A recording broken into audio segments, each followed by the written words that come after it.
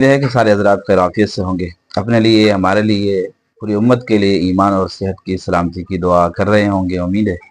یہ سوالوں کی طرف چلتے ہیں. بھائی نے سوال پوچھے ہیں. ایک تو سوال یہ زبردست سوال بھائی نے پوچھا ہے.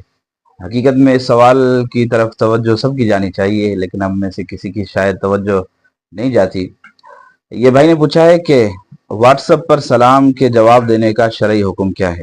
یہ بہت زیادہ ہوتا ہے کہ واٹس ایپ پر دوست احباب جو بھی پوسٹ لکھتے ہیں پہلے سلام کر دیتے ہیں، یا اکثر ایک پوسٹ بھیجتے ہیں صبح کا سلام، اس میں السلام علیکم اوپر لکھا ہوتا ہے، یا جمعے کے دن ہوتا ہے، اور بہت سے دوستوں کی طرف سے آتا ہے. تو ویسے سلام کا جواب دینا تو واجب ہے. شرعی حکم یہی ہے کہ سلام کا جواب دینا واجب ہے. جب میسج بہت سارے آ گئے تو ہر کسی کو ٹیکسٹ کے ذریعے جواب دینا، یہ تو امت کے لیے اور ہر آدمی کے لیے تو پریشانی کا سبب ہے. تو اس میں علماء اکرام نے لکھا ہے کہ سلام کا جواب دینا واجب ہے. تو آپ اگر فرصت ہے تو اس وقت ٹیکسٹ کے ذریعے ان کو جواب دے دیں. اگر نہیں دے سکتے، آپ مصروف ہیں، تو اس وقت زبان سے سلام کا جواب دینا لازم ہے. اگر آپ زبان سے بھی اس وقت وعلیکم السلام ورحمۃ اللہ نہیں کہتے تو پھر آپ گناہ گار ہوں گے. یہ آپ کے ذمہ ایک واجب ہے، وہ باقی ہے.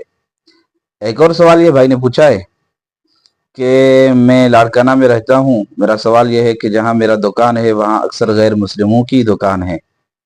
تو کبھی وہ سلام کرتے ہیں اور کبھی ہم سلام کرتے ہیں. تو کیا ہم ان کو یہ سلام کر سکتے ہیں یا ان کے سلام کا جواب دے سکتے ہیں؟ جی میرے بھائی، غیر مسلموں کو سلام کرنے میں پہل نہیں کرنی چاہیے، کیونکہ احادیث کے اندر ممانعت چاہیے، پہل نہیں کرنی چاہیے.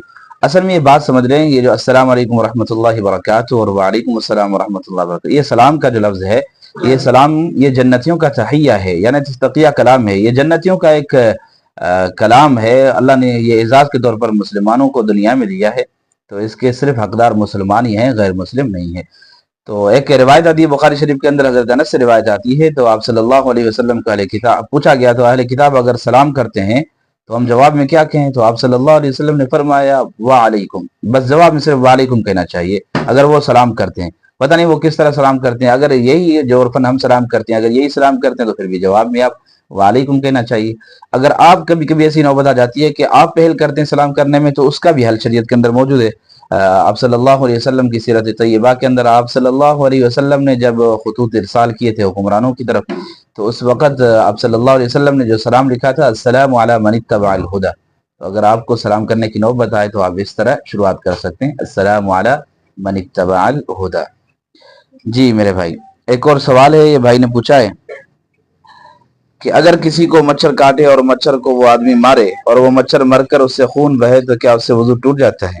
جی میرے بھائی، یہ بھی آپ ذہن نشین کر لیں کہ اگر مچھر آپ کو کاٹتا ہے، اگر کاٹتے ہوئے آپ اس مچھر کو مار لیتے ہیں تو اس کا خون نکل آتا ہے، تو اس کے خون نکلنے سے نہ آپ کے کپڑے پلیت ہوں گے اور نہ آپ کا جسم پلیت ہوگا، نہ آپ کا وضو ٹوٹ جائے گا.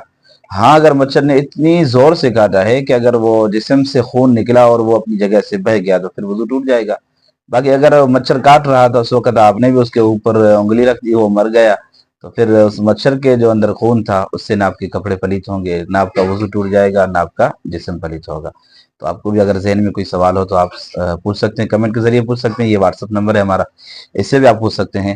السلام علیکم ورحمۃ اللہ وبرکاتہ.